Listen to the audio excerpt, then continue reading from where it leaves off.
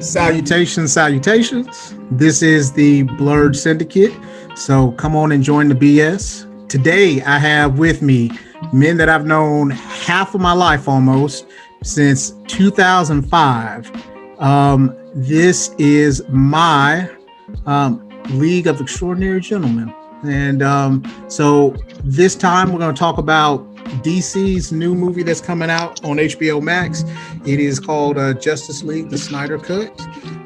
So we're going to talk about whether or not we like it, whether we think it's a good idea, whether you think it's going to be different. And so before we do that, I want everybody to kind of introduce themselves, and then we'll get to talking about some stuff.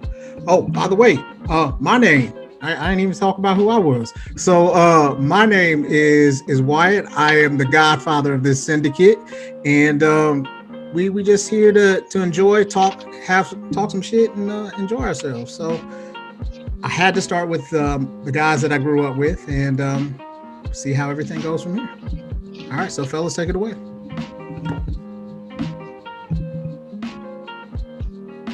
My name's Dennis. I'm a recovering alcoholic. I'm just kidding, man. I'm just kidding. My name is Dennis. I currently reside in Atlanta, Georgia. Me and my wife and my daughter. I would consider myself a blurred, black nerd, and I'm just happy to be here. So I'll just pass the mic along. Good evening, everybody. My name is Vic. Currently reside in South Carolina, born and raised in Alabama. Just a big fan of, I say, good movies in general, but particularly interested and a fan of the potential that I thought DC could have realized with Zach Snyder directing the Justice League. So I'm excited to finally see the Snyder Cut. So we'll see how it goes. And what's up? I'm your boy, Sir, aka Jeremy. I am opposed to what DC is doing and all their destructive capabilities when it comes to my fan favorite Batman and Batman-related activities. And yeah, we're gonna get into it because I ain't got no faith in this one. All right, so Jeremy, sir, why do you not have any faith in this one? Track record. I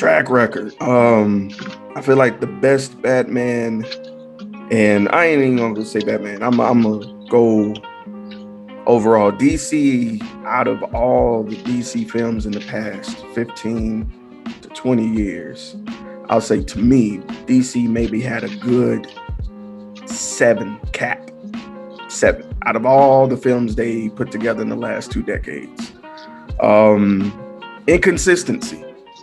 You know, that's been my main thing. And I get different directors and different writers have different ideas, and that's cool. It's just, you make fun of Marvel for having this grand idea, and they showed you how to do it, even with bad movies. But you still can't get some sort of, you know what I'm saying, consistency going with your characters and players. It's just, every time you look up, there's a different actor. And then for some reason, the higher ups at DC don't know what's going on with the fans. I don't know. It just, it's too many hands in the pot to me. So, Vic, how do you feel about this, man? Because I know every time there was a poster, every time there was a screenshot on Instagram, you was ready to go. He was like, Snyder Cut's coming. Yeah, man. I was trying to maintain the faith, man. It was hard for a while, man. It didn't seem like we was gonna catch traction, but we finally did. But I think I can say that I agree with Jeremy's position that there hadn't been many good DC movies. But that's why I was excited to see what potential Zack Snyder could bring to the franchise, man. I mean, I like his directing style. I like his vision. I love his cinematography. So I was excited to see what he could do with it, especially after seeing what he did with the Man of Steel. You know, some people thought it was okay. You know, I loved it. I mean, it left something to be desired in terms of it left plenty for them, I felt like, to build off of in a sequel. that we never really got. But I like the direction that it was headed in. I particularly liked it because it was a contrast from, and I guess this is kind of diverging a little bit from Jeremy's position, but I particularly liked it because it was a contrast to what Marvel had done. I mean, Marvel clearly wanted their movies to be, kind of family friendly, whereas Zach Snyder and his vision was not afraid to be dark. And after we had seen, at that point, almost a decade of Marvel movies, that were, that openly embraced the warm and fuzzy. I was ready for something a little bit more serious, a little bit more adult, something with a little darker and more serious tone. So that's why I was excited about Zack Snyder being the director. So D. Taylor, I know you've seen all of the movies because you didn't see them with us. But what do you feel like, man?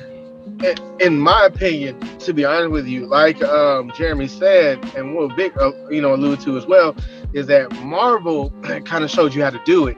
I think where DC messed up was they put too much, they brought out too much too fast. If you think about how Marvel put their movies out, they dropped Iron Man, right? They dropped the Incredible Hulk after that. They ended up dropping Thor. They started doing the movie slowly. They pushed it out slowly. We knew the Avengers was coming, right? We knew it was coming, right?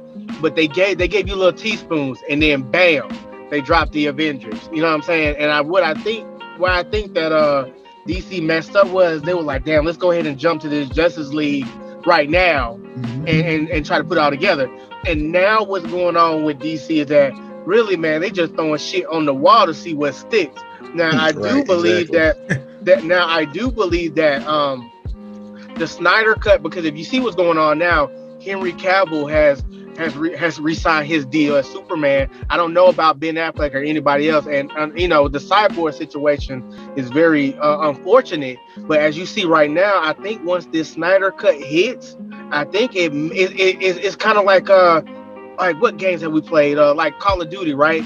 DC has been shot, right? And they're crawling, but the Snyder Cut comes through and revives them, right? Online multiplayer. Good analogy. Right, brings them back to life, right? This is your chance. You just can't fuck it up, right? The Snyder Cut is gonna could rejuvenate DC, but you got to play it right. I definitely agree.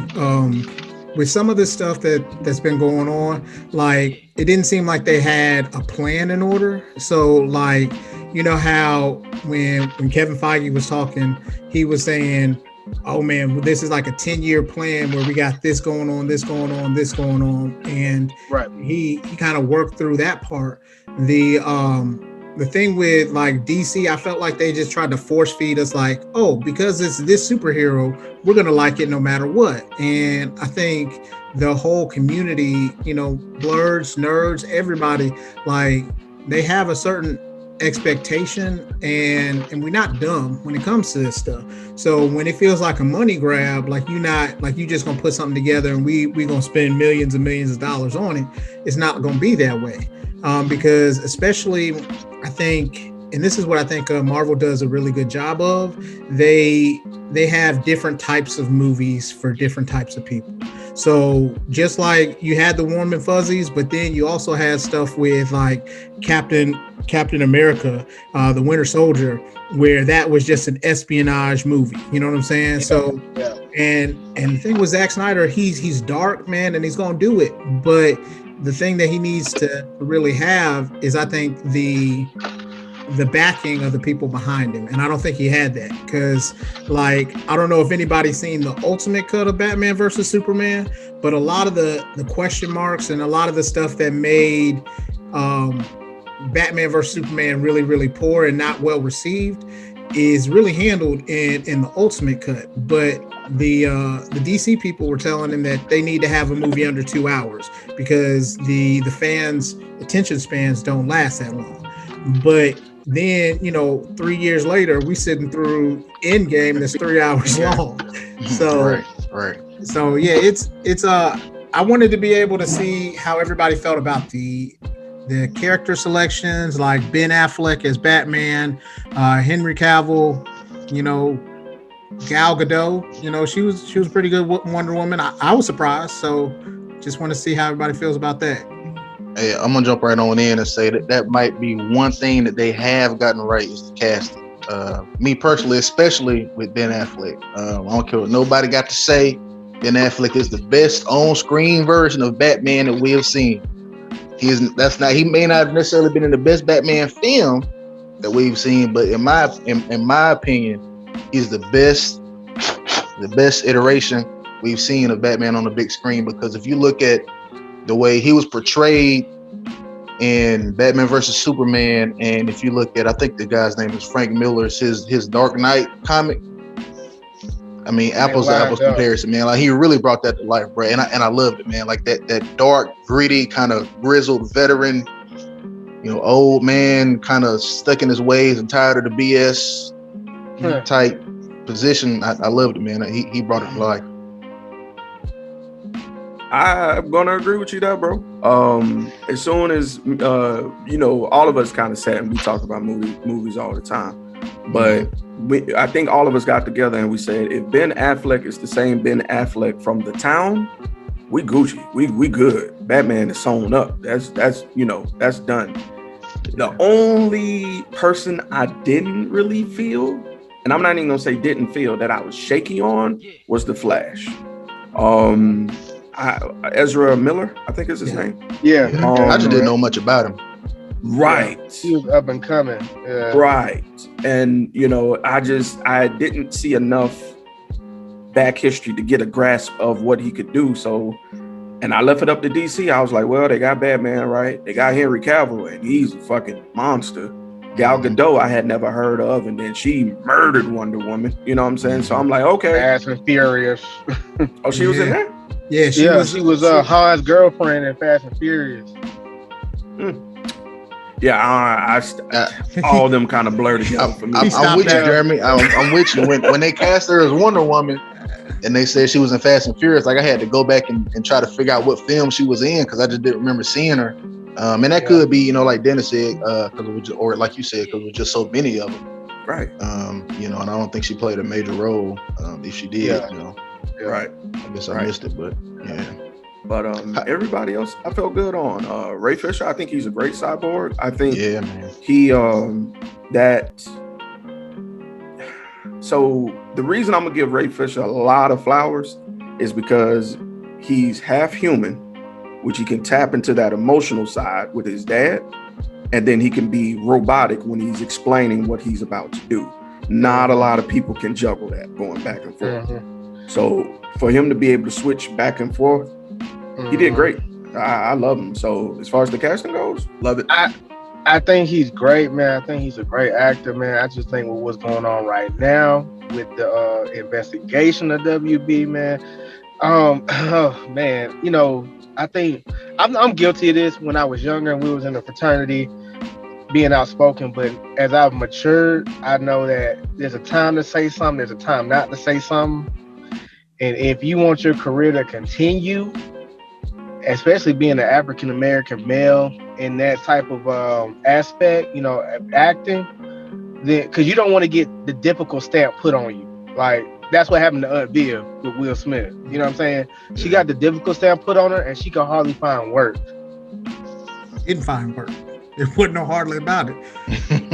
That was it. So, what about Jason Momoa for Aquaman? Now, that dude, like, he made one of the quote unquote uncoolest superheroes into the biggest badass that they had.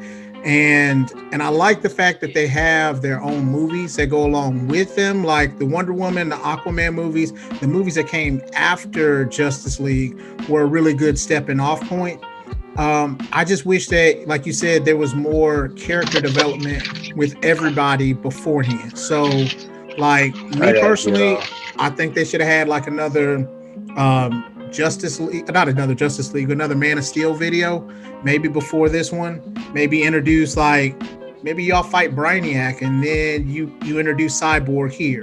You know what I'm saying? So then you got computer versus computer. You got that way to bring people in. But I think they were trying to do a whole lot with that, where they had to try to introduce a lot of people and tell a good story at the same time, and that's difficult to do. Yeah, I think. Did we lose Dennis? Yeah, he'll be back here in a second though. I want to touch on two things, man. I was going to ask about how y'all felt about Jason Momoa. I think his physical presence definitely did a lot for the on-screen version of Aquaman.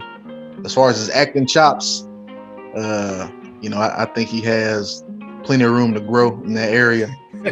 I'm gonna just say that. Ray Fisher. Just to kind of touch back on the point that Dennis made, I think he has a lot of potential, man. I haven't seen him in a whole lot of things, whole lot of films or TV shows or whatnot. But I did see him. He acted alongside Mahershala Ali in True Detective series. I think that's an HBO series. He did his thing in that. So I think he has a lot of potential, man. But I kind of differ from Dennis's opinion a little bit. I think it took a lot of balls, man, to come out and take that position that he did, and kind of speaking out on the some of the racial injustices he experienced, while working with WB. I'm pretty sure he was well aware he put his career on the line, but you gotta, for somebody that's willing to take that chance but yet speak out in the name of justice, I think you got to get him kudos, man. And at the same time, at the end of the day, the only color a lot of people see is green, man. So if the Snyder Cut does well and it's embraced by the fans and it generates enough revenue for WB, regardless of what he said in the past, how they may feel about it, they not going to ignore, the fans' position on this film and the characters in it. I think they'll be foolish not to bring everybody back, for a second go around. Yeah, and I crazy though, like low key. And I agree with you. It does take balls, but with being a sacrificial lamb, you're being a sacrificial lamb. You know what I'm saying? Yeah. It's the ugly truth of it. But I absolutely hate the fact that there's a possibility that he would be back because it makes so much money. Ain't that fucked up? Like, in that capitalism? Oh yeah, it's like don't like you lucky Negro. The only reason we're bringing you back, right? Yeah. That nigga sure brought us some them nigga dollars. Right. I'm gonna put him back. Like, come on, bro. Yeah. But with Jason Momoa, I was disappointed a little bit how he was written. Because I think with the New 52, I read a lot of the Aquaman reboot, and Aquaman was really akin to Namor, like as far as his mindset, like, for my people and my people only. If you ain't an Atlantean, I don't fuck with you for real. You know what I'm saying? Do what y'all do over there on the surface, but down here, you know what I'm saying, we don't play that stupid shit. Like, I wanted to see a more, for lack of a better term, savage, militant. Yeah, you know what I'm saying? Like a more strict, not a fun-loving, I dig it. That type of shit. I ain't really care for that. Well, I think that the reason why they did that was they didn't stick to their guns when it came to kind of how they made him. You know what I'm saying? Because like when they had him in Batman vs Superman, like he was defending the sea, and then all of a sudden he was just like, "Well, I don't really mess with them. I just happen to swim really, really fast." And so that was the part that I thought was really, really funny, because it was just like, oh, so now he's like, no, I just help these poor fisher countries, fishing sports and stuff like that. Like, I definitely agree, Vic. Like, I think more of a time he was just playing himself. You know what I'm saying? Like, I'm gonna say these lines, and I think the fad right now is like, Peloponnesian people, you know what I mean? Like, they're not, and so like that's part of the reason why The Rock gets over, you know what I mean? Because he did that for the the Hobbs and Shaw thing, and like in the hockey, that it is really, really cool to look at. So everybody is really interested in that. But you know what I mean? Having a culture that's Atlantean base, I think would have been cool. The one thing I thought was really funny though was when they did the trailer of Aquaman and they put it side by side with Black Panther, and then they just pretty much was like, huh. So I mean, they pretty much did just say, okay, well, we're gonna do this, but this is gonna be under the sea. Little Mermaid with Black Panther. So it is one of those things where I think they definitely have room to grow. I don't want them to just like every story don't have to have a happy ending, and I think that's one of the things that Zach Snyder was really really good at. Is just like when he snapped Zod's neck, he was like, "Listen, Yeah, I don't want to do it." Never saw that on. You would have never saw Marvel do that, man, in an origin film, bro. Never. No. So it's a lot of different things that I think like Zack Snyder had a whole lot of plans for. So like the fact that he built stuff up and he said he really wanted to do just a Batman movie, and then they gave him Batman versus Superman. You know what I mean? Because I think a lot of times if you develop these characters, especially I like the fact that they humanize Superman a way more than just I know what's right and I know what's like he's living in gray because he's like I don't know what to do in these situations. So I think it's really really good that they have that going on, but we'll see how they do it from there.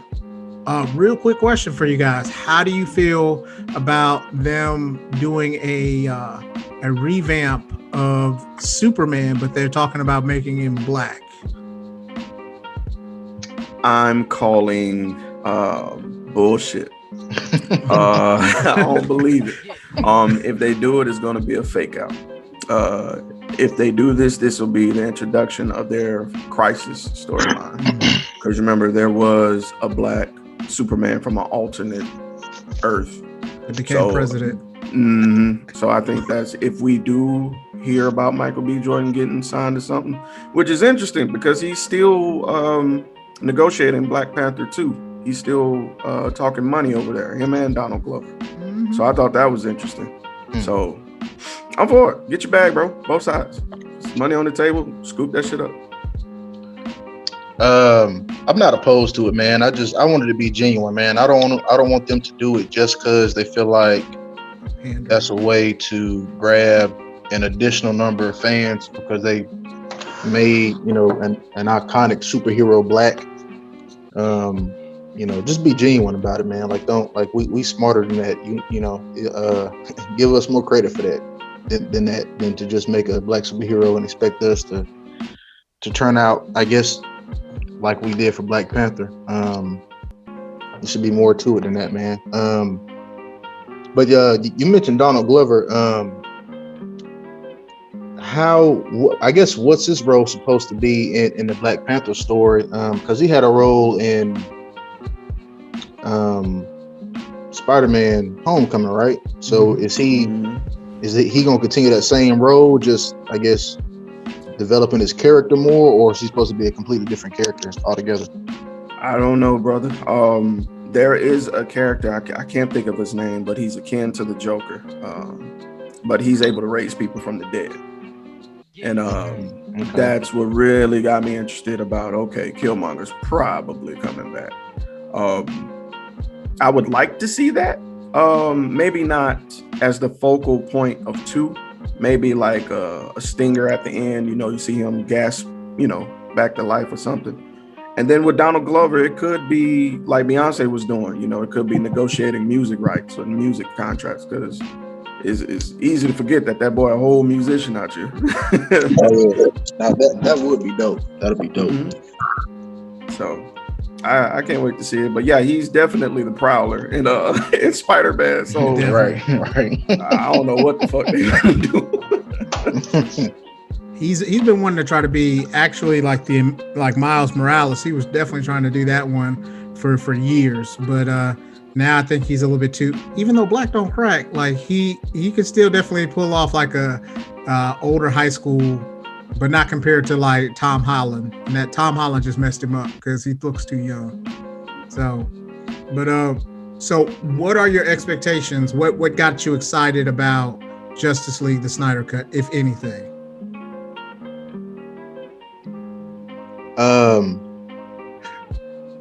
Well, I guess part of the excitement it's just the fact that we got it, man. We went from saying, when the theatrical cut came out, the dialogue was it didn't exist. The Snyder Cut didn't exist. We went from that to, yeah, well, it may potentially exist. We went from that to, yeah, well, it exists, but it's not finished and we'll never release it. We went from that to, yeah, well, it looks like we're getting enough people behind it, and it's it's a lot more finished than we initially let on. So if we could just get enough dollars behind it to actually do some of the post-production, yeah, we could potentially have a film, and then to where we are today, in a matter of 3 hours and 15 minutes, man, it'll be available for us to stream. So that's part of the excitement for me. And just like I said initially, man, I was so excited after seeing already being a fan of Zach Snyder's directing style before he got into working with DC, and then seeing what he did with the Man of Steel, and then seeing what he did with Batman versus Superman in the Ultimate Cut, like you mentioned earlier, Wyatt, and just knowing what he could do with this story, I was, that's my excitement, man. And I did peek around on YouTube at some non-spoiler reviews, and it looks like it's living up to the hype, for the most part. But I'm gonna try to be objective when I see it, man, and not view it and rate it as it compares to the theatrical cut, but kind of view it and rate it in a vacuum and see if it can stand on its own merit. But yeah, I'm definitely excited.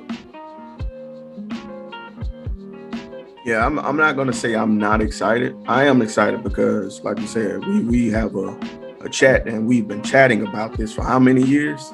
You know what I'm saying, about the Snyder Cut, and here we are, 2021 is coming to light. So it's good to see that we hold some financial power. You know what I'm saying? As fans, if we generate enough buzz, we can get some shit done. As far as the film itself, I saw a couple spoiler-free reviews, and they are excited. But I'm the pessimist out the clip. I know that people are excited, and on Christmas, everything is great on Christmas. Even the pack of socks you get. Oh shit, nigga, pack of socks. Let's go. No shows. Right. You know what I'm saying? So yeah. The one thing DC has conditioned me to do is take my 10 to about a 7. That way I'm not disappointed. Because I'll give you a prime example. WandaVision, the finale. Everybody's expectations was at a 10. The episode was about an 8, and people were pissed. You know what I'm saying? I'm not gonna let myself get to that point where I'm drawing conclusions. Nah, just gonna sit back, and when you show it to me, I'll see it. One thing I am excited about with Zack Snyder is that incomplete as flashback as alternate timeline, whatever happened. I'm excited to see what was that about. I can't wait to see that. When I seen Jared Leto sitting there on the car with a SWAT vest and smeared makeup, I was like, oh shit, he has something in store. Like, there's another layer to this story that we didn't get to see in the first film. So I'm excited to see the additions. You know what I'm saying? I'm excited to see Darkseid lay hands on somebody's child. Because somebody finna get that work. Like, no disrespect to Thanos. It was like 50-50 in niggas, but Darkseid, it was always, if you ain't Superman, you catching hands. Yeah, it's over with. And even if you are Superman, you still gonna get a run for your money, Right. But Vic coined the phrase "a good old country ass whooping," and that's what I want to see.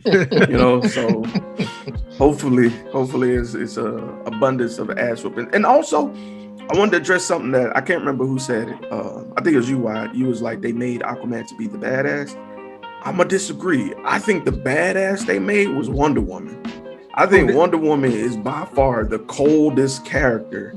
No disrespect to Superman, it's just Superman and Man of Steel, which I love. That's my favorite DC film, period. No disrespect to Chris Nolan shit, but Superman just had layers of...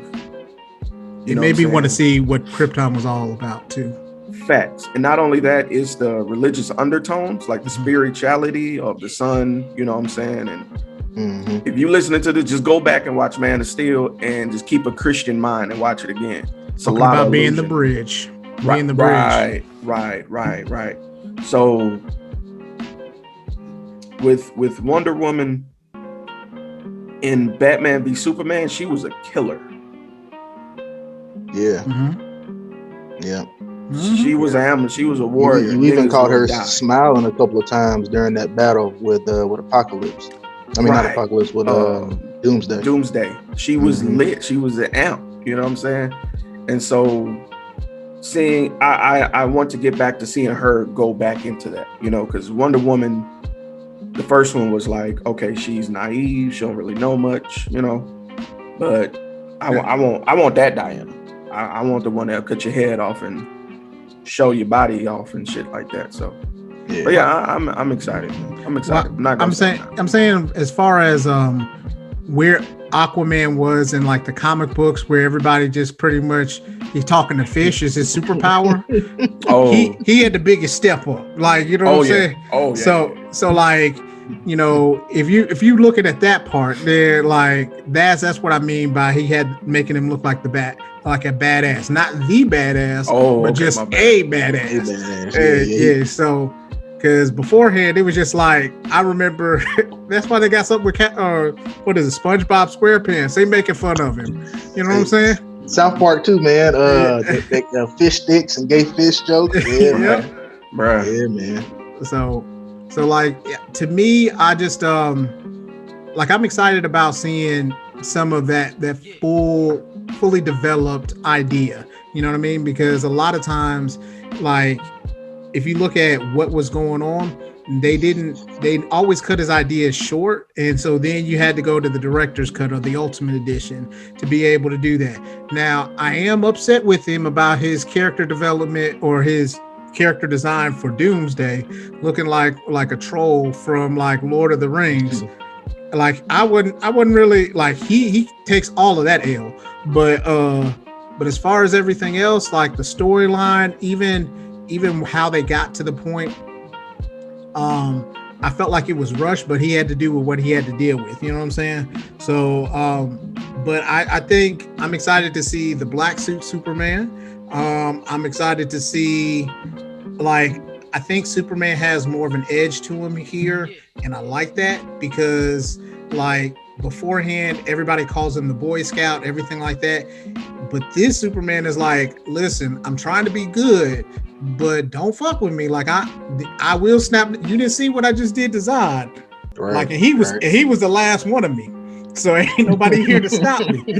So that's the one thing that I really like about it. And I really want to see what they do and kind of the storylines they set up, because I feel like sometimes DC, they shot themselves in the foot. You know what I'm saying? Like, rather than having like just a storyline of what they like with Feige, the way he does it is that he has like a storyboard. I feel like, okay, this is what's going to happen. And like, I don't care how you get to this point in between, but at the end of your movie, your storyline needs to have these points in it. But I felt like they tried to micromanage Zach Snyder a whole lot.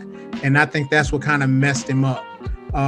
Because I wanted to see what, you know, like everybody was talking about Ben Affleck's Batman, like where he was going to direct one and everything like that. And they reneged on him. So then he was like, I'm done being Batman. So hopefully this will kind of bring him back in the fold. Hopefully, I think one of the main reasons why they didn't do the Snyder Cut for so long was just because, you know, that one executive was like, if this movie is better than the movie that we put out, I'm going to lose my job. So, and I think this is going to kind of show that, you know what I mean? That's why I think they've been trying to just mess with him a little bit on that one. But I'm excited about it. Yeah. Go ahead. I was gonna say, I agree with you, man. On one of the non-spoiler reviews that I watched, they said at the end they couldn't wrap their mind around how they made the decision to put that bullshit out theatrical cut, how they made the decision to put that out over the Snyder cut, you know. So like you said, that's probably why somebody been pushing so hard for so long not to get a Snyder cut done, because they're trying to hold on to their job, man. But yeah, I think if DC just embraces the fact that they have a lane, and if they just stick to that lane, man, and embrace it, and don't try to be Marvel, because I think as much as people love Marvel and as much as success as Marvel had, I think people, they don't want another Marvel. If you try to give them another Marvel, you're not going to be able to put a product out that's going to be able to, stand toe to toe with Marvel. So, don't even try. Embrace your own lane. You have your own lane. DC Comics is its own, has its own fan base and has its own tones and messages and character developments. Like, there's so much you could do with that world. Just embrace it, man, and put the best product out that you can in that vein, and you'll be successful. All right, so Vic, one thing to kind of touch on while you guys talked about that, that's a perfect segue. So do you think that the DC universe had an unfair shake because of the fact that they were going against what Marvel had? So like if you go and watch Man of Steel and they're expecting, maybe people are expecting more of a DC or Marvel tone, do you think that worked against them, or do you think kind of the lumps that they got were well deserved? I think that I don't think Marvel's success worked against them. I think the lumps that they got were self-imposed.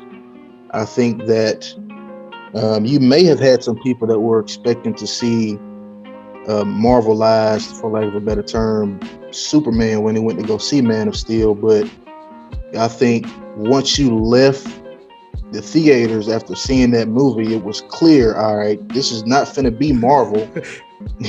So, and for some people they were that wanted it to be Marvel, that saw that it wasn't going to be, they were going to be okay with it. You had some people that wanted something more, a little darker and a little more serious, they were going to be okay with it. And the people that wanted Marvel didn't get it and weren't happy about it, that's fine. And I think they shouldn't have been afraid to lose those handful of fans, in my opinion, that wanted something lighter and more family oriented, and just develop the seed that they had planted.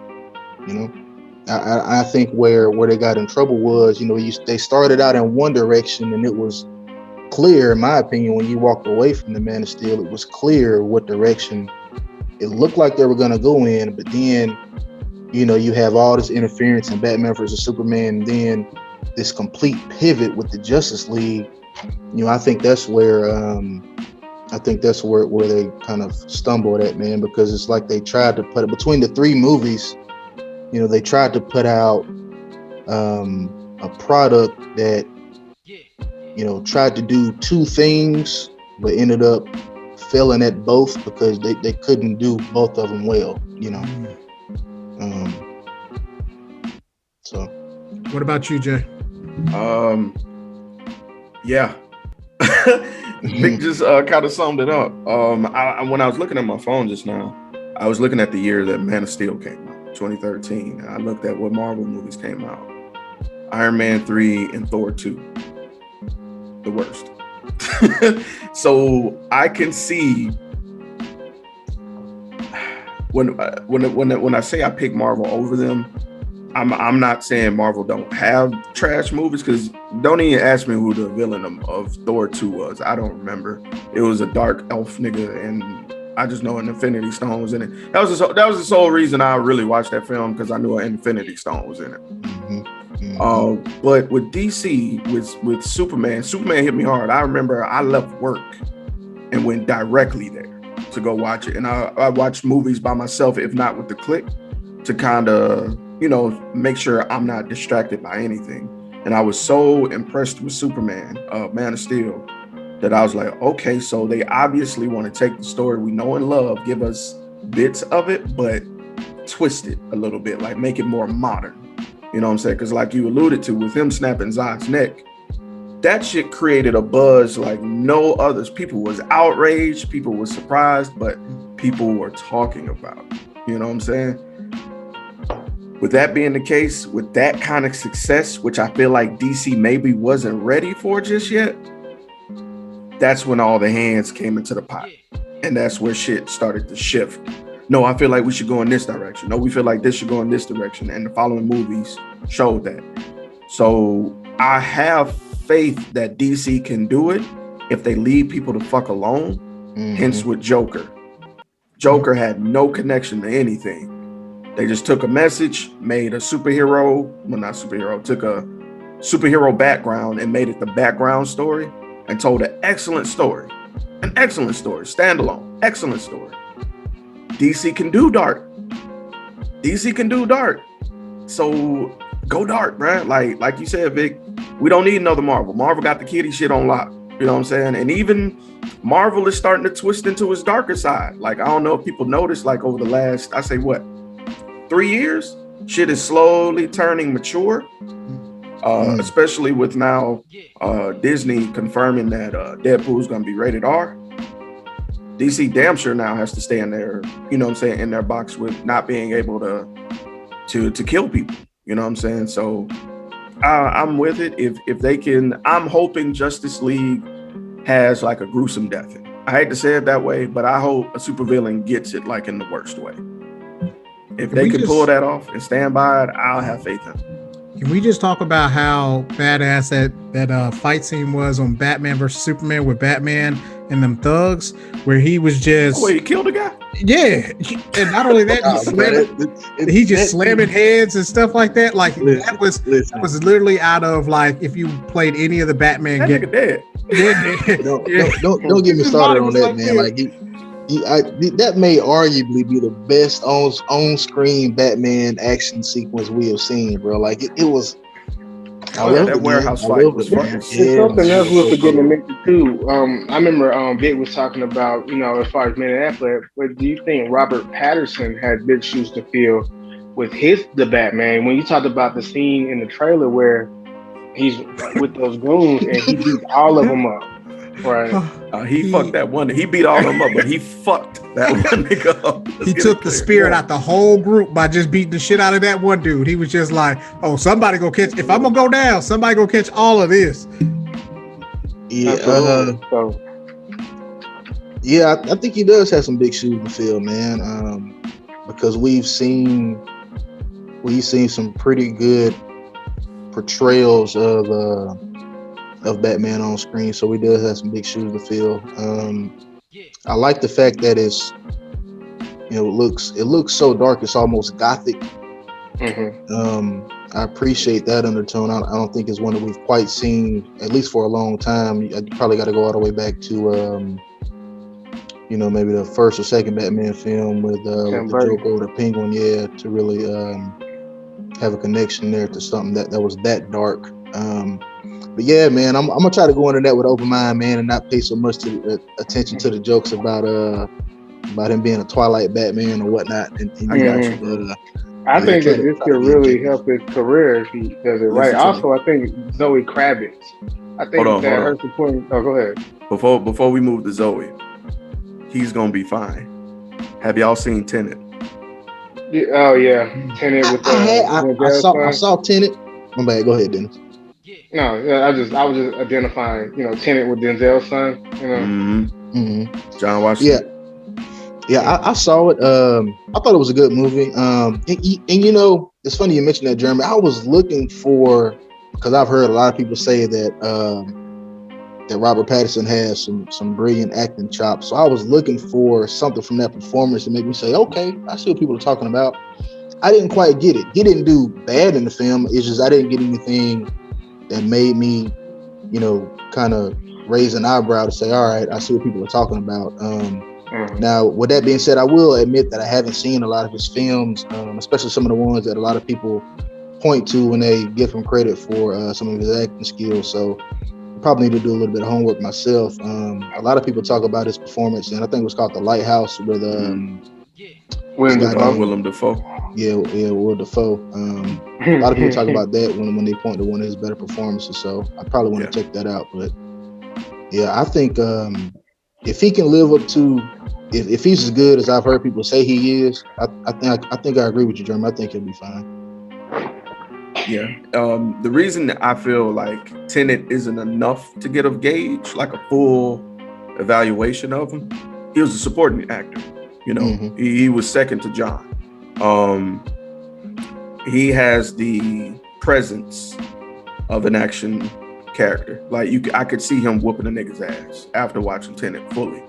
Gotcha. Especially in that fight scene where they were not giving the movie away, but when they were in that hallway and the thing happened that you saw later. When I saw that, I was like, oh, he can go. I could see him fighting some goons that way. Also,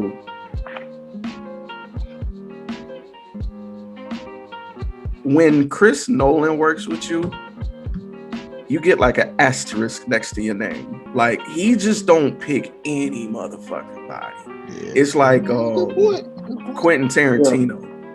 He just don't pick anybody who could fill a role. He got to see you do it. You know what I'm saying? So I feel like this will be the start for him. Like, reference this conversation after the Batman. Yeah, I think you're right about that with him, because I think John David Washington said that when he got the role, that Christopher Nolan was on him hard about his weight. I think he caught him eating something on set, or like in between. And I don't know if he like got upset about it or something like that, but I remember him saying that like he was very hard. He wanted him to have a certain look for Tenet. And to maintain that look. So I agree. So Dennis, what is your expectation for Justice League the Snyder Cut? Because I know you had to take care of some dad duties. I had to take care of some dad duties. So I like I said, like, you know, if you will allow me to indulge. Like I was saying earlier, with Ray Fisher in that situation, even with the movie as a whole, I think this is an awesome movie for him. I think they also showed me he can do more. I think he can do a lot of other things too. I'm just worried that he may have been already given the stamp of hard to work with.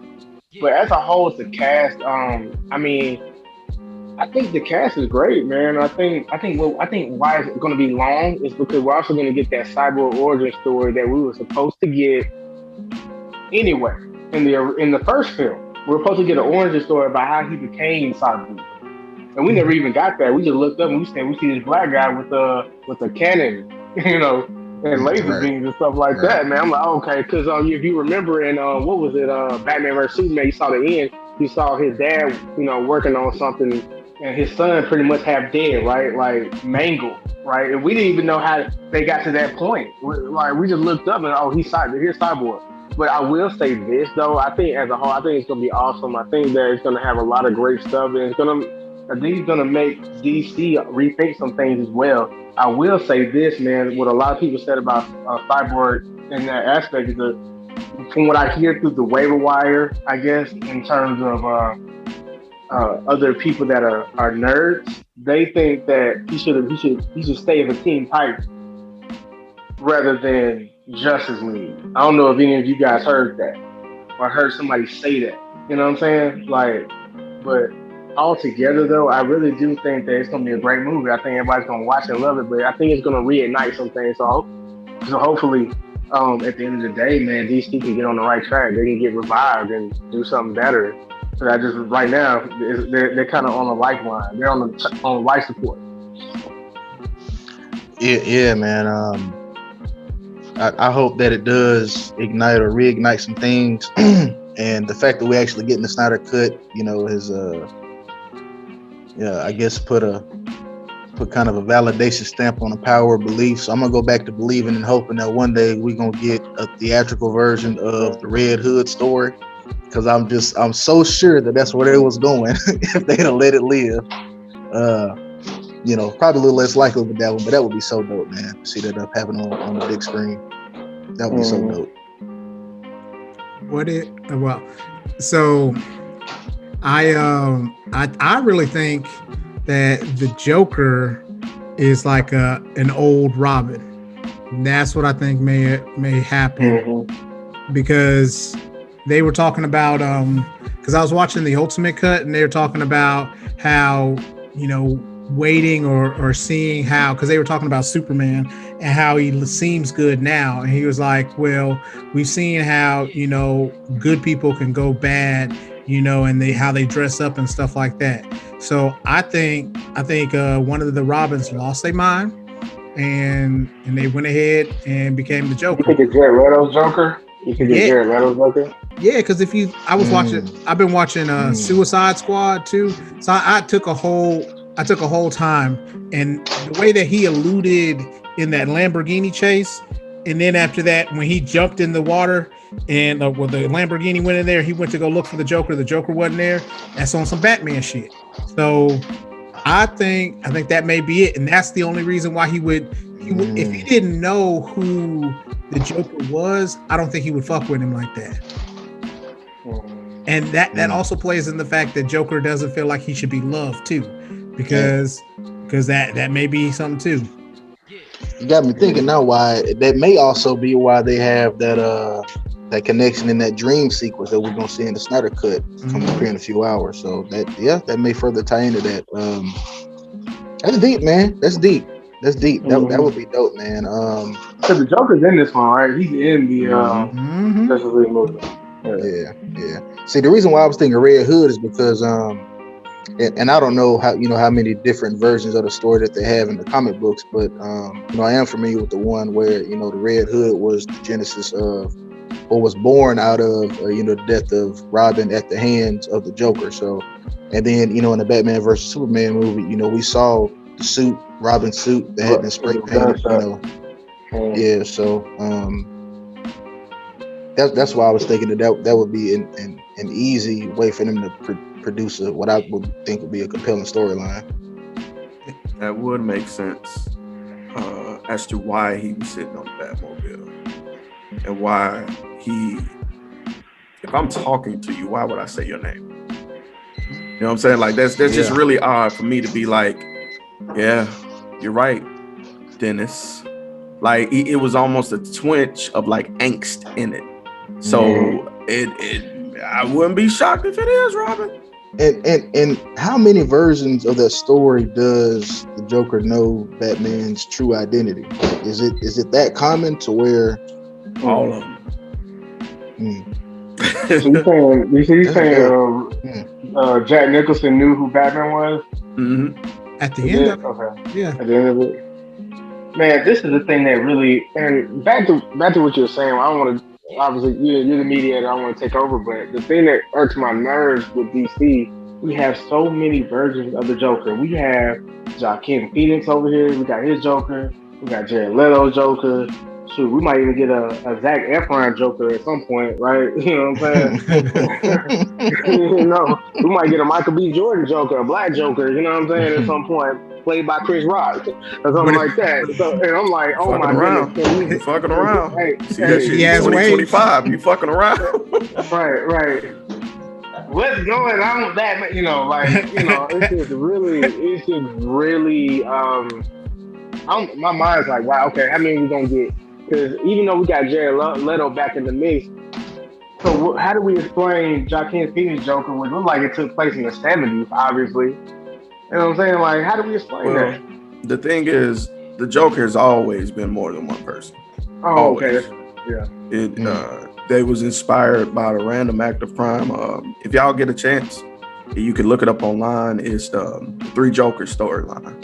And there are three Jokers at the same exact fucking time. And Batman's trying to figure out which one is which. And they work together. Dope. Yeah, and they work in their different aspects of the Joker. You got the criminal, the mastermind, and you got the comedian. And each one has like a different take on it. And in the end, there ends up being one. And that one at the end lets Batman know, like, yo, I know who you were from the jump, Bruce. I don't give a shit. I ain't gonna tell nobody. But the instant you stop thinking about me, that's when I'll kill everybody around you. You gotta remember me. It's a love story in a sense. Like they rely on each other. So, but yeah, I'm with it. If they'll remake that motherfucker as many times as you need, because chaos comes in many forms. The way I see it. I think it's only a matter of time before there is a new Joker, a black Joker, especially given the political climate we in. Have y'all seen the new Poison Ivy called The Gardener?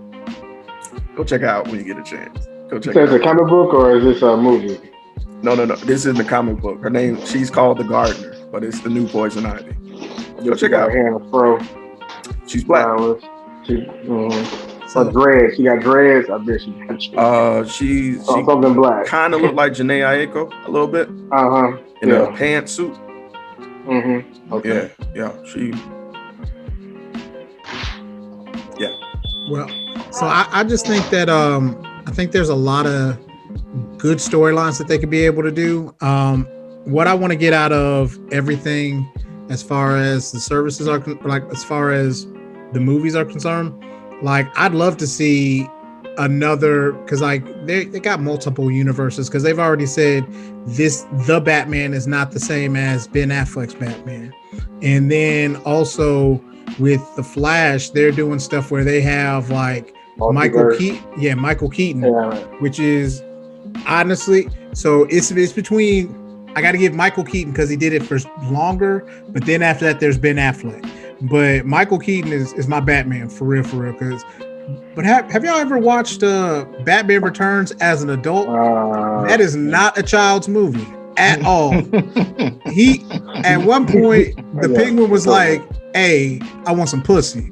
What? And how did you get me as a 4 or 5 year old just watching it and kikiing? So, but as far as that's concerned, I think there's a lot of different ways that you can be able to really build off of the storylines and stuff like that. I know Gal Gadot said that she only has a couple more movies in her because she's going to try to start settling down. But I think there's a lot of other ones that can be able to be played. I know. She'll be back. Yeah. So what do you think would have? Go ahead, man. Go ahead, bro. What do you think would have happened if Billy D had stayed? He was in the first Batman with Michael Keaton, and he was supposed to be Two-Face. He was, because he was what's his name? Harvey Dent. He was Harvey Dent in the first movie, but they recast it with Tommy Lee Jones. Well, if it was like a Tim Burton movie, then it'd have been dope. It'd have been dope and dark, and I would have loved it because there would have been like the duality of a person's personality, and I think that could have been really, really good for him. But because like a lot of the stuff that they talk about in Tim Burton stuff is like they got like hidden messages. So stuff that I didn't get as a kid, you get later on. So it's dope to be able to see that part of it. But I think Billy D would have done right. Let me ask y'all, speaking on with Billy D and Star Wars though, let me ask y'all, man, when they did episode 9, right?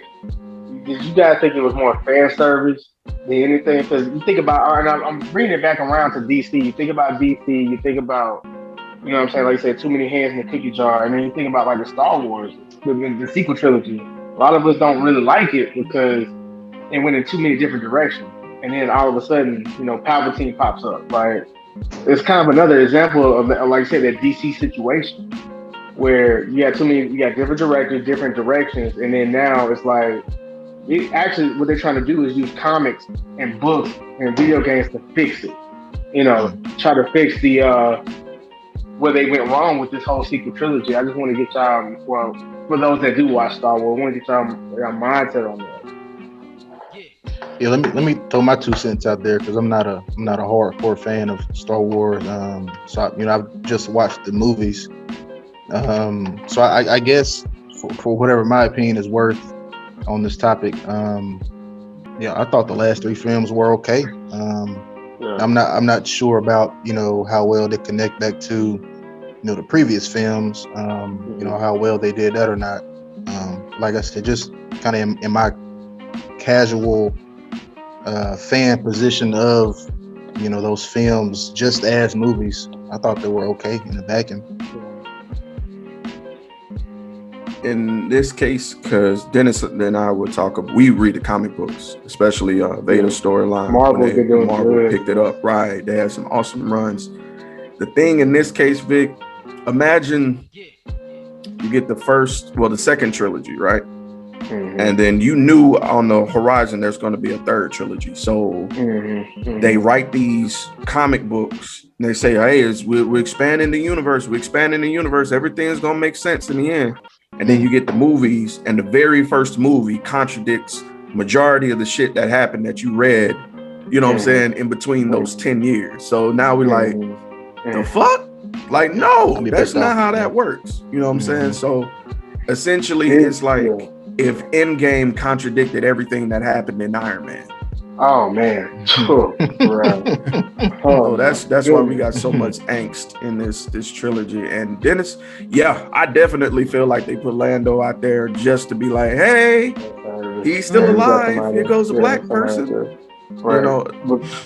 And the sad part about it too is even Finn, they put Finn on the back burner with his storyline. It's even been admitted, right? Because he was supposed to be Daisy Ridley's love interest. They said, Ryan Johnson said, let's scrap that. We're gonna put him with Rose Tico and try to further it with Kylo Ren and Daisy. And then what really I think everybody knows is what really was the nail in the coffin was them bringing Palpatine back, because like you said, the prophecy, George Lucas said it himself, the prophecy was that Anakin, regardless of what it is, Anakin is the chosen one. So to bring balance to the Force, right?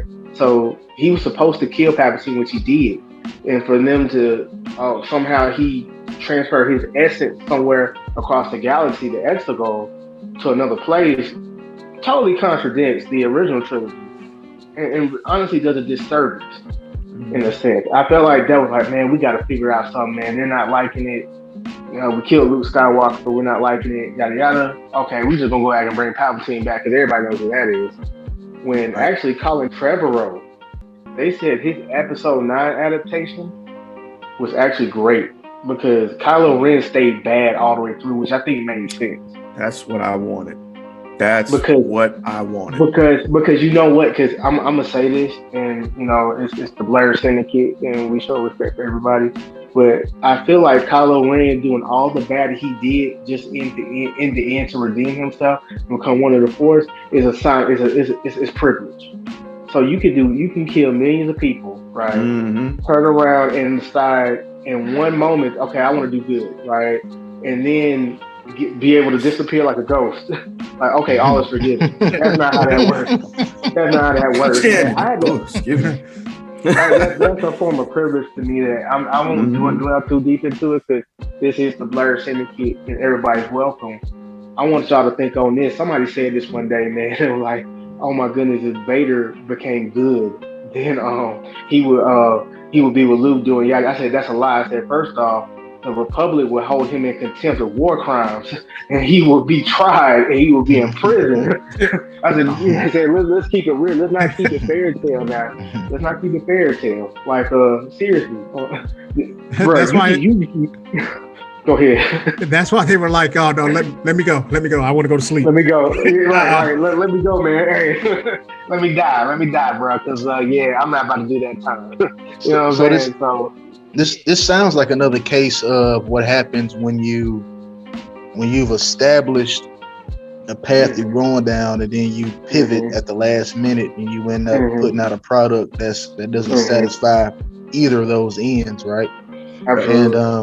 And did y'all say Marvel is taking over that Star Wars franchise?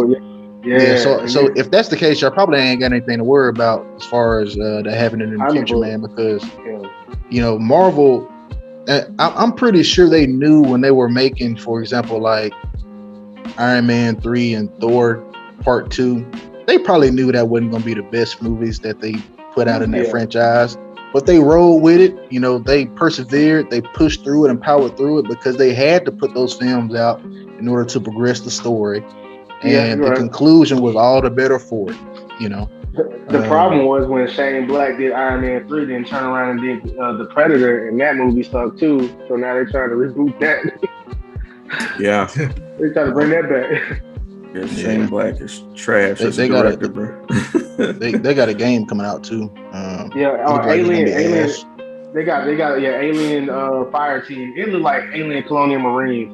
Hey, And don't you buy it, Dennis? Don't you buy it? You bought the last 3 horrible Alien Predator movies. I did. Video game. I really did. I did buy them games, and I'm about to buy this one too. I got to. I got to do it. Hey, let me. Go ahead. Go ahead, then. No, what I was gonna say, this game, just looking at the specs on it, they're using what's that engine? Unreal Engine. They're using the Unreal Engine to run the game, but I think Jeremy would be interested in this. So how about the setting for this game takes place 25 years after the original movie? So they're trying to basically gain new ground. You know, Disney has it now. I know the rumor is that they're supposed to come out with an Alien series on FX. They're trying to put that out because, you know, I think Ridley Scott's running out of gas, to be honest with you. You know, Covenant was straight, but I think people were disappointed to find out that an Android actually made them. So that kind of slowed things down. But go ahead, Vic, man. You got it. Nah, I mean, y'all can round up the topic if y'all want to, because I was trying to pivot back to Go ahead, man. I had a DC question I wanted to pose for y'all. Why it held me to the fire? You said, don't you buy that game, then? Don't you waste your money? Man, listen, because last time you bought it, it got like a score of a 3. I had never seen a score so low.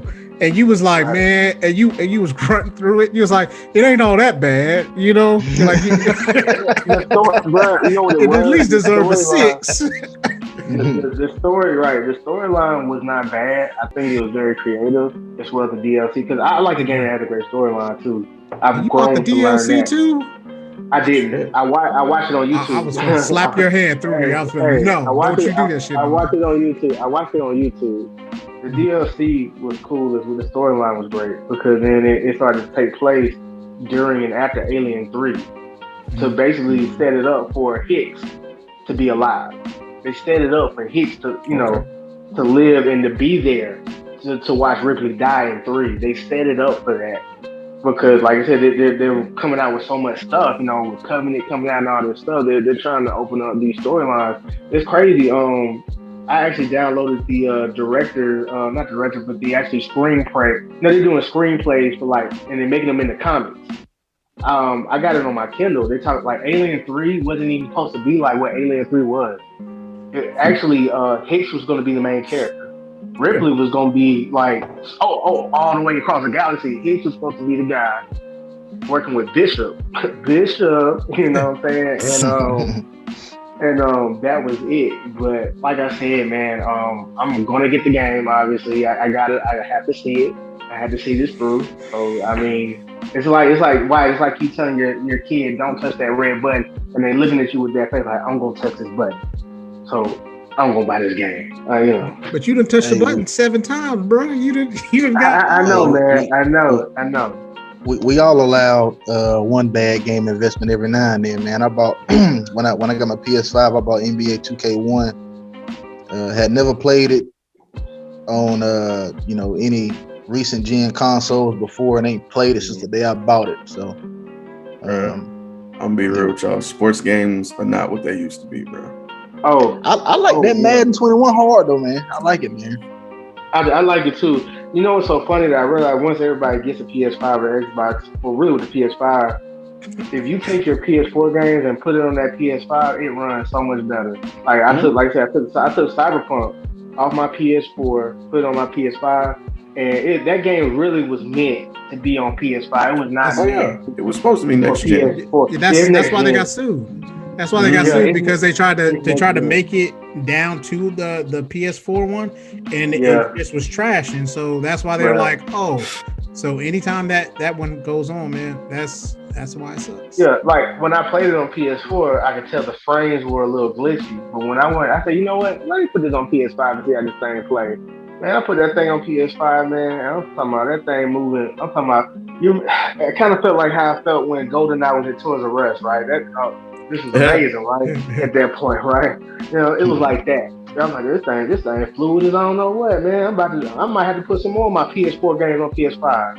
And that's kind of the advertisement they're doing now. They're saying that, if you put the PS4 game that you downloaded on PS5, the graphics are better. It's gonna run better. I mean, it's pretty good, man. Right. Well, Hey, can I ask one more question before we go? I don't want to drag us out, but I do want to get y'all opinion on this right quick. So you know how the Infinity Stones were kind of the common thread that tied all the Marvel films together. If they roll with the Snyder Cut being, I guess, the official version of what happens as it relates to the DCEU, what would be a common thread? Because if that's the case, then clearly, according to the trailer, they already kind of introduced Darkseid. I don't know if that would be the common thread that could tie them, all those films together, through three kind of major climax films, like you had Avengers 1, 2, and then the two Infinity films. The Infinity Saga. Yeah, that's what you're saying. Yeah. So if I guess in either direction, what would be that common thread that ties all these movies in this franchise together, taking them to ultimately to a climax, based on what y'all seen in the comics? Flashpoint. So Flashpoint could carry like the entire franchise over. If they ended up doing something like Marvel did for 10 years, that would be enough to carry him for 10 years. Absolutely. Him going back and fixing one thing, causing a ripple effect, which could lead into Crisis. So here's so I had an idea. If they're willing to do it. Say what, bro? My bad. Sorry, I was just saying if they're willing to do that. It's going to take some continuity, and that's the thing that makes DC makes me weary on DC. Is like they don't know how to be consistent. You know what I'm saying? If you're gonna do a Crisis, because they already started it with Flash, the dream sequences. Him visiting different times. You got to have your ducks in a row. Right, man. You got to write everything together. So I think they did it. I think they did it wrong here. I think Apocalypse should have been their very bad, like their big bad as far as that's concerned. I think one of the things that they really should have done was, like I said with my Man of Steel 2, they could have had somebody, like I said, Brainiac come through, because then after that you get your tie-ins from the old Krypton world to also being able to have that. And then at the end where you beat Brainiac, you have him say, well, listen, like what I was doing to you, or what I was planning on doing, was a service compared to who's coming next. That could have been your bringing into the Apocalypse and things like that. You got somebody else you bring in and talking about the mother boxes and being able to find those, have like, rather than having them all being found by the big bad in Justice League, you space them out where, Wonder Woman's movie, she's finding the box for her area. You know what I'm saying? Aquaman finds the box for his area. You know what I mean? Yeah. Like Batman doesn't have to do anything, that nobody knows where, and you wait to the actual Justice League movie to try to find the box of man. That way you would have had something to really look forward to. Yeah, you would have had something to really look forward to. But they just didn't. They were too busy to be like, we see how much money Avengers is making, and we know that our characters are going to do that, so we're going to go ahead and we're going to do the same thing. So they didn't plan this shit out, and that's the part that made it so frustrating, because like there's a whole lot of people that had better stories to put together than what they did. Man, dude, I feel what you're saying, and I'm not knocking it when I say this, but you talking about the mother box, like, man, it sounded so much like the Infinity Stone, right? I think you're right about something with the mother box though, involving Cyborg. I think Cyborg in the mother, because he comes from that, right? His armor is made from that, right? And I think that, like you said, I think that's going to be the key, especially with this Snyder Cut, if they decide to go forward. But like I said, I think where they messed up at, man, I think they should have introduced more. We should have got Green Lantern in the mix. I think, like I said, Green Lantern, Aquaman, like I said, Superman, Batman, but like I said, every 3 movies have a major movie, right? Or 3 or 4. Every 3 or 4, right? Because what did they do? They did Superman, they did Batman versus Superman, which is what technically Superman 2, and then they jumped into Justice League. Like that was just too quick. You got to build it up, and that's what Marvel did. They built it up. They built it up in sequence. Like they dropped Iron Man, right? But we didn't see the Avengers till 2012, right? After the big 3 got their movies, after Iron Man, Thor, and Captain America got their movies, then they were like, okay, we got to drop this. And I think the thing that also makes things confusing too, like they got these shows on the CW. You see how Marvel's doing it? Like WandaVision, dropping all those on Disney Plus, one by one. Now we about to get,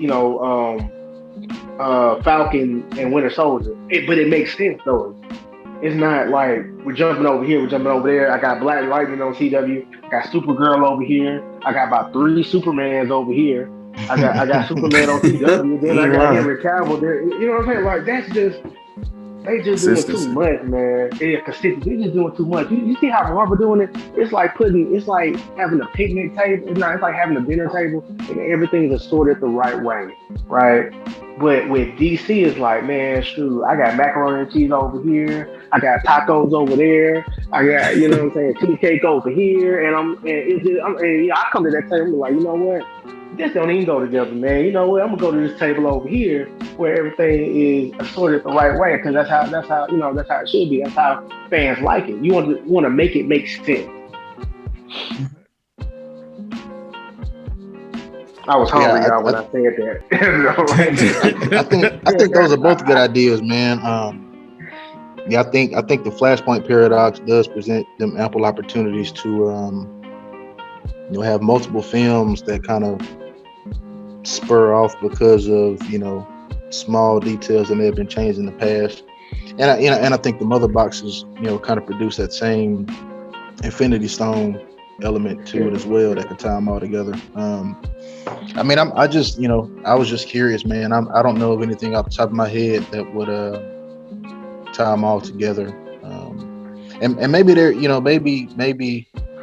maybe there doesn't have to be a common thread other than the fact that, we know that these heroes all exist in the same universe. And, because, for example, like for a while, like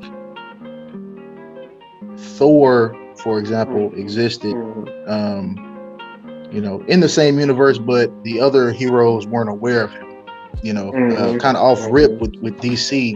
They're all aware of each other, already. So, it could mature in such a way where you don't have to have a common thread other than the fact that, like I said, these heroes exist together. You have your solo films because, each of them has responsibilities outside of the things they have to take care of when the Justice League gets together. But when there is a big baddie that comes along that requires everybody's services, everybody come together. Yeah, come together then. I just wanted a good Doomsday, and low key Doomsday should have killed at least some superhero. So they should at least built in a superhero that should have been able to get killed. That's just my personal opinion, because he killed the superhero.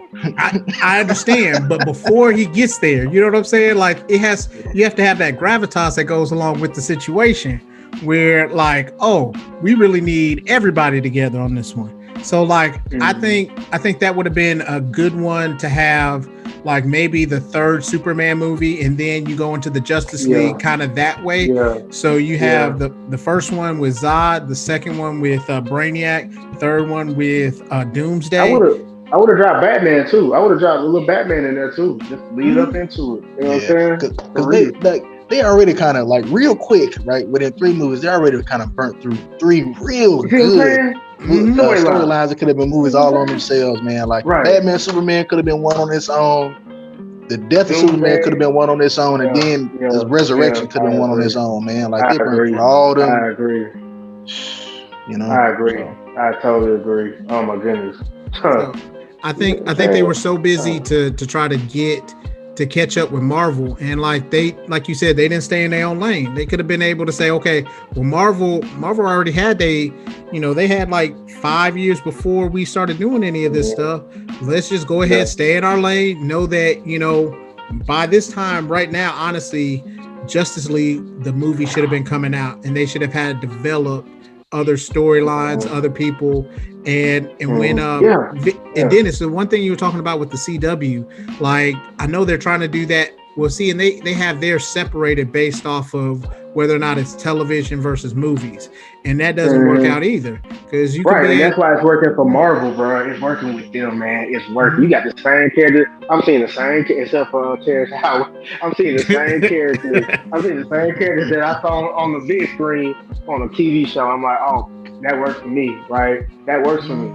Because guess what? I'm not confused. I'm not looking at Barry on CW that's the Flash and looking at Ezra Miller on the big screen. Like, I mean, and obviously, like why you are a connoisseur of the CW, but most of you and Jeremy, Vic, too, I don't really watch the CW like that. You know what I'm saying? To be like, I'm dug into this. I don't either. You know what I'm saying? Yeah, like Smallville was cool. I mean, Smallville was cool, but when all of a sudden you got you got Supergirl, what you got Lois and was it Lois and Clark or something like that? Lois and Superman. Then you got this. I'm like, bro, all right, I'm confused. I'm not gonna give it.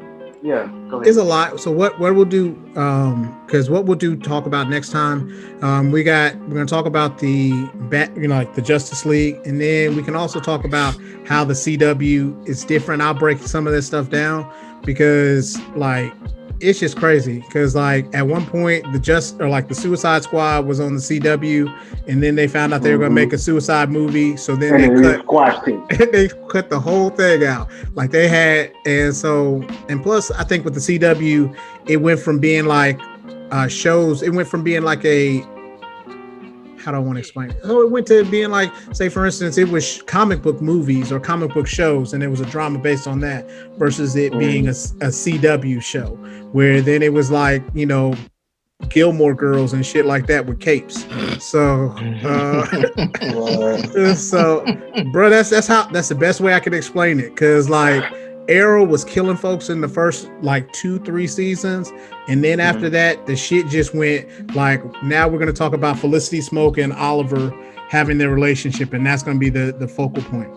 I just wanted a nigga to get shot with an arrow. That's all I was looking for. They had Deathstroke in there, everything. So I think it could be a blessing in disguise, man. It could be. Because Marvel's approach, they're gonna be some things that happen, and it may be by design in those series that are going to be reflected in the next films, right? Yeah, the next films. But with DC's approach, you could have those TV shows kind of be their own universe, and you don't have to worry about the continuity between them and what you put on the big screen. So it could be a blessing in disguise, man. It all depends on how they play their hand.